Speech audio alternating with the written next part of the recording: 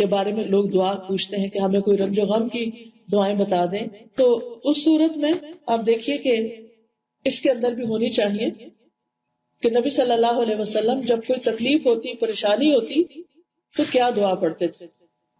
اس میں لا الہ الا اللہ انت الحلیم الکریم، لا الہ الا اللہ رب العرش العظیم، لا الہ الا اللہ رب السماوات والارض ورب العرش الکریم، کثرت سے یہ پڑھتے تھے.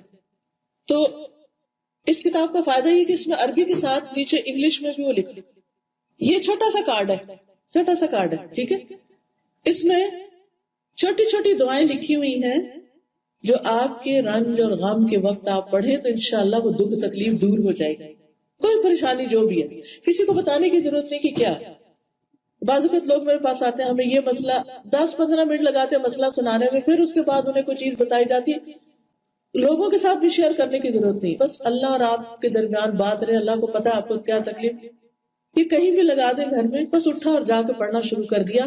کیا دعائیں ہیں؟ اللہ ربی لا اشرک بہ شیئا، اللہم لا سہل الا ما جعلتہ سہلا وانت تجعل الحزن سہلا اذا شئت، لا الہ الا اللہ العظیم الحلیم، لا الہ الا اللہ رب العرش العظیم، لا الہ الا اللہ رب السماوات ورب الارض ورب العرش الکریم، لا الہ الا اللہ، لا الہ الا اللہ، لا حول ولا قوة الا باللہ، انما اشکو بثی وحزنی الی اللہ، لا الہ الا انت سبحانک انی کنت من الظالمین.